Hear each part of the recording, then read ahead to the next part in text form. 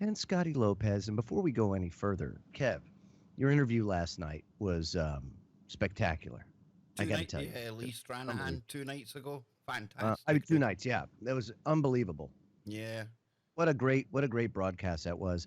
And nothing that we didn't know as far as the overall big picture, but to get those details, and especially drilling down names of some of the higher up people. It kind of reminded me of the X-Files and the smoker guy at the top, big time, dude. But the story isn't finished yet, and I'm sure myself and Lee will be hooking up again next couple of weeks. And myself and Scott were saying this last night, Joe. We don't have to look very hard to see where all the money from all the infiltration on the left comes from. Right. And usually you don't hear any about this on the right. So it's quite good to get both sides of the story now. Because why do you think that is, though? Like, why do you think that everybody was so quick to figure, it's Soros or whatever? But in this case, it wasn't so quick. This is kind of a recent revelation, but it's been going on for a long time, yet nobody's really followed that money back.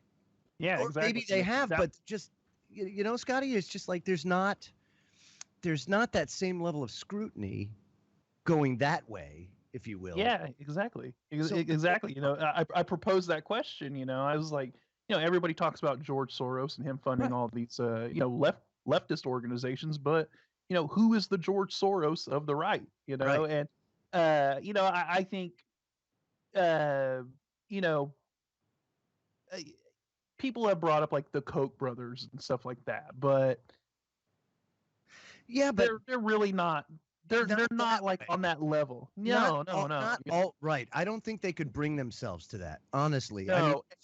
Actually, if you look at it, the Koch brothers, they're like never Trumpers, anyways, and they're not even affiliating themselves with the alt right. So they're kind of out of the picture when it comes to that. So, it's interesting. These people that Lee Stranahan has, uncovered and he really crystallized a lot of things that like I had told Kev, me, you, Kev, we all had this feeling that something wasn't right, that something was off as far as alternative media goes. Yeah, right. And it's been, so what on the timeline there, Kev, when did you say that? I think you said it was the lead up to the election that that was kind of like that moment where you noticed it happen. Well, I'll tell you exactly what happened. I mean, there's one real story you could get to, Joe, and it was PizzaGate. Because normally that would have been the kind of story that I would have dived into feet first. Right. But there was just something, and I can't put my finger on it. I know one event that really solidified all of it for me, and that was when the mainstream media started to push the same pizza shop, the same pizza conspiracy, and I'm thinking, hang on a minute. Yeah, whoa, wait a minute. Yeah, why are the mainstream media, and of course some people were delighted at this, they were thinking, yes, look at this, the mainstream media are covering it. But it put me the other way, and I think that's when it really started to hit me that there's something far wrong here. You've got Jonesy going back into the political arena. You've got thousands of people getting repoliticized, weaponized via social media. This thing that we now know the alt-right, where did all these characters just come from? You know? I'm going to take it quite a bit farther back, and I'm going to tell you where I kind of see it, where it started. And that was with the Ron Paul campaign of 2008. And what was interesting was he was a front runner going into the Iowa caucuses, and then basically legs were cut out from underneath him because the press, the Republican National Committee, everybody conspired against his campaign, and even lied about the fact that he won the caucus simply to ensure that he didn't get in there. And it was a total and complete subversion of the movement, the Ron Paul revolution, everything. And that's kind of where it started for me, seeing that manipulation and seeing people bought off, and ones that used to be genuine, all of a sudden just whoop, they flipped, and it was just nuts. Yeah, and you remember, I mean, Paul Ryan, he ran Yeah. as a Tea Party guy, right? And Right. you know, Paul Ryan ended up being one of the most Oh, establishment absolutely. neoconish, you know, yeah. And so you're right, Joe. I mean, it does go back to the whole kind of Tea Party thing, And then what happens Occupy after Wall that? Street. Right, absolutely. And then what happens after that? Well, monetization starts happening. And when that happened, I said, "Oh, look at this. Here it is. This is what they're going to do. Now they're bringing money into this. Now content creators, because when my biggest argument was, if I have to spend all this time going after sponsors for money, I'm not putting that time into uh, investigation, research, study, things like that. Instead, I'm focused on that. Wow, they're taking that out of the equation. And I said, that's going to be the next thing where they're going to use it and pull the rug out from underneath if everybody puts their eggs in one basket. And sure enough, that's exactly what happened. And it's not something that it's not something that should be taken lightly, because it destroyed a lot of people, a lot of people. So then you've got that. Well, then immediately after, you have the election, and you see the subversion, and you also see the power of social media and the PSYOP campaign that took place and is taking place today, still very much so. You watch that documentary, Oh, Joe, the Great Hack. I've got like 5 pages of notes from that, dude. Yeah, That was absolutely fantastic, and it put a dot on the I's and it crossed the T's of everything we've been talking about for ages, dude. But you know what it is? They used the exact same strategies that psychoanalysts, like Gustav Le Bon and Edward Bernays and Uncle Siggy. He was big into it. All of them, they figured out how to control the crowd. Yep. And that's basically what it was all about, and is all about, is controlling the crowd. And all they did was utilize that same strategy and adapt it with technology. Yep. And wouldn't you know it, it worked unbelievably. Absolutely, because we were getting into this thing called mimetic warfare last night, weren't we, Scott? And this was a white paper published by one of the money men behind the alt-right, Jeff Geezier, and it's talking all about the use of memes, infiltrate, even set up, kind of pretend to be the group that you're trying to kind of bring down. They were using the example of starting a gay ISIS hashtag to try and embarrass ISIS, And then, of course, we roll forward into the times we're in now, and we're in the middle of the meme wars. And what's going to come next? Because 2020 is just around the corner. Today, we've had the UK Army coming out and announcing that they've set up 6th Division Social Media Warfare Unit. Social media warfare. So this is only going to intensify as time goes on. And what else does it show? It shows that the power no longer resides with the government. The power resides with the oligarchy in Silicon Valley. It's these social media giants that wield the power. It's not the government anymore. They control the government. They do. And they've made it perfectly clear that, okay, you senators and all that can say what you want, we'll destroy you. Well, look at that Robert Epstein clip that we played not long ago he's a psychologist, behavioralist, and he was talking about how Google literally can influence the election with one click of a button. No paper trail, no nothing. And it ties in perfectly with what you've seen in the Great Hack as well. And the Great Hack, so glad I watched that before I spoke to Lee Stranahan. Oh, man, because that was very relevant. Very, because you've got Steve Bannon, the guy that used to be beside Trump, very prominent in getting him elected, and he just happened to be vice chairman of the company Cambridge Analytica, which was data mining all of the election the people voting in the election. And that means they were targeting and identifying and targeting all the people that got weaponized back into the political paradigm. And they designed these really snappy memes and slogans. Crooked Hillary. I love that one myself. And what did the alt-right, these new people, start pushing? How did they fly up in the Twitter sphere and in YouTube and things? Because they were pushing these same memes that was coming from the company that had a link to Bannon and all of the money men behind them in the first place. Isn't it a cozy little operation when you see it all fitting together? Yeah, it is. And unfortunately, you know, even as the truth is laid out in front of many people, so many won't accept it. No. They won't accept it, even though there it is in black and white. And Joe, I think that's because, remember, we were doing so well and people were waking up to the mainstream media, and then they were looking for a place to go. And they found it. They found the alt-right. They found their new place to get media from news from. However, they didn't adapt the way that they consumed their news. When you watch the mainstream media, you would never check up the mainstream media. You would take it at face value. And before internet time, you had to take them at face value. Well, they brought that same mindset to the alternative media. And they don't care. They don't care about the 20% that don't believe or whatever, because you know what? Everybody else that does it, it's the majority, so who cares? And it's so important to talk about this, you know, because this is the realm that we're really operating in. And to say that there's an information war, there truly is an information war, and there is a war on for your mind, and it's not a slogan that's coming out of Austin, Texas. It's a reality.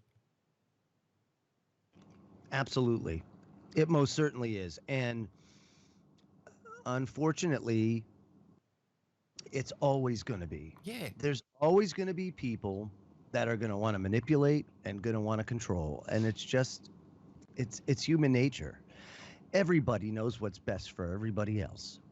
And as people get more money and more power, they seek more control over you to ensure that you aren't a threat to them.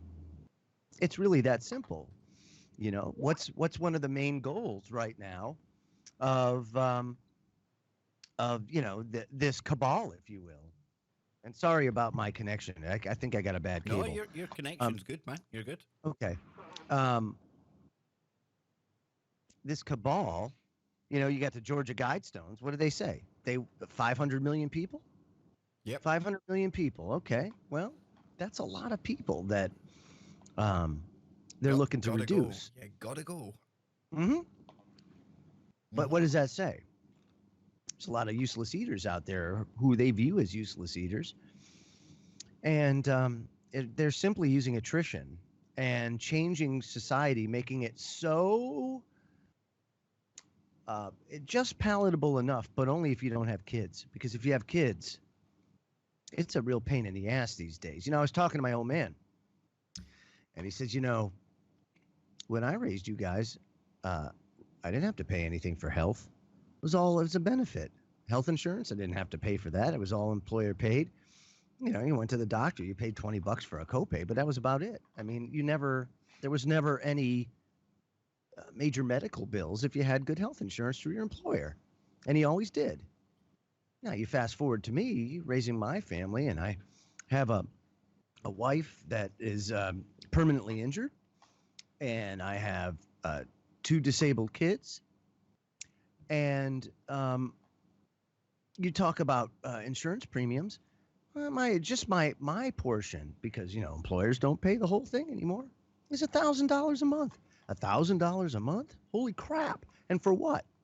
You don't get spit for it. You know, when you boil down to it, you're paying in a lot more than you get back. But God forbid you get hospitalized. You better have something. Exactly. And so, you know, when you see the types of debates and discussions going on about healthcare, I think, for one, human race has advanced. We've certainly got the technology to control the minds of the masses and everything else. Just about, yeah.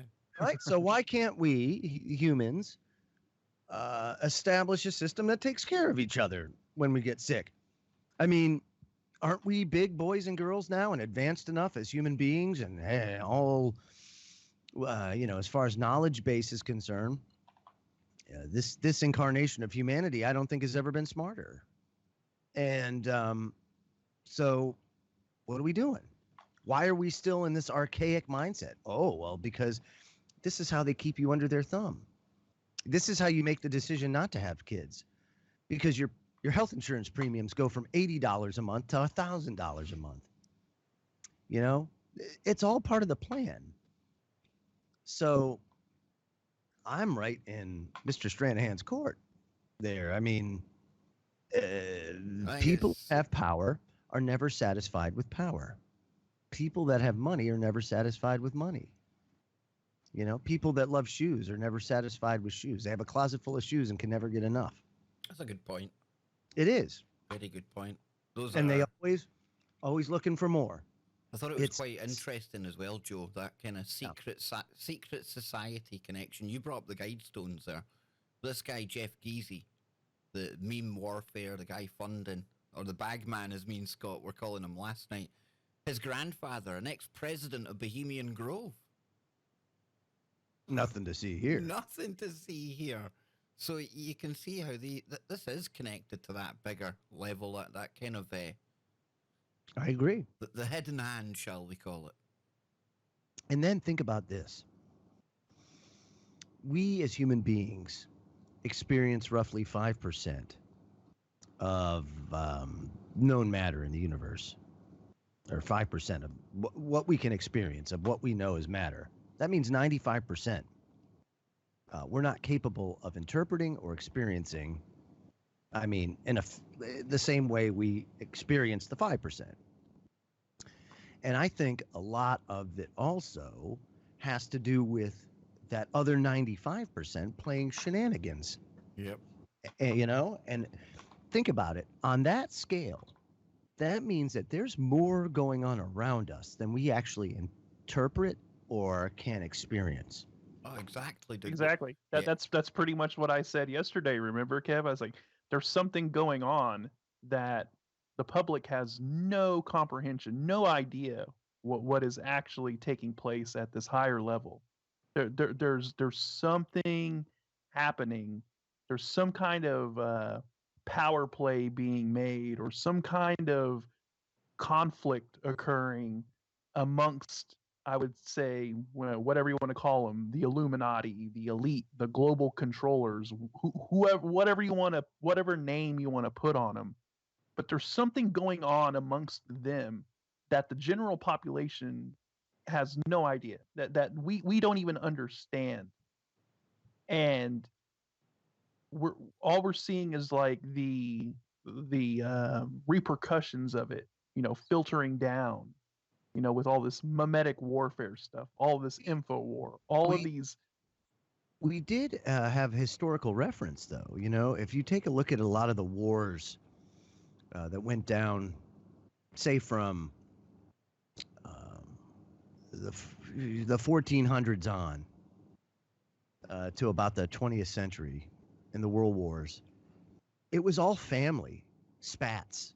It was the my penis is bigger than yours to cousin Ferdinand in Spain, and well, then I must go to war with you. And sometimes it's as stupid as that.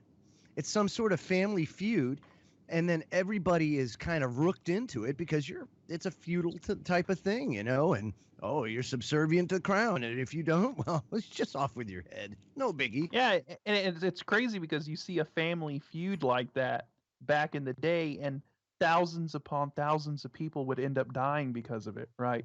Because they would send their people to war, in order to, just because they had a beef with like the King of Spain or something like that. So, like I say, I think we're seeing something like that go on at the upper echelon right now, at these higher levels, and the general population is being dragged into it.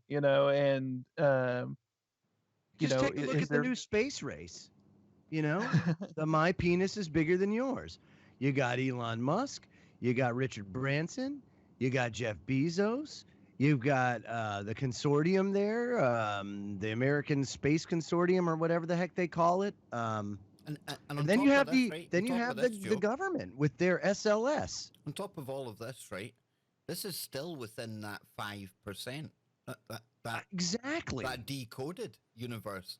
What about all the energetic and that's what we're saying, is that there's so much more going on that has influence, but we can't experience it unless you choose to operate at that higher frequency. Because I think it all has to do with frequency, Kev. Yep. I think all it is a matter of we are receivers that are tuned to a certain set of frequencies, and those frequencies are outside of our range. And in order to understand things that are going on at the higher frequency, you can, but you can't be stuck in the quagmire down here with all the noise, because this is effectively jamming the signal. The way I look at it is our quantum computers in between our ears, as brilliant as they are, they've still got boundaries, they've still got parameters. You know? Yeah, absolutely. Yeah. It's like there's a governor. I mean, hence the reason, think about it. When we fell, that was the limitations placed on us. Before that, there were no limitations on us. See, that's why I think this is the mirrorverse. I think there's a brilliant, perfect copy of everything where it is all just frequencies and where we should be. And this is like a bad, distorted copy of the original, man. All I want to know is, how do we get to the other side? I don't know. Let's go. I think you have to take a red pill, right? We need Popeye here to red pill us.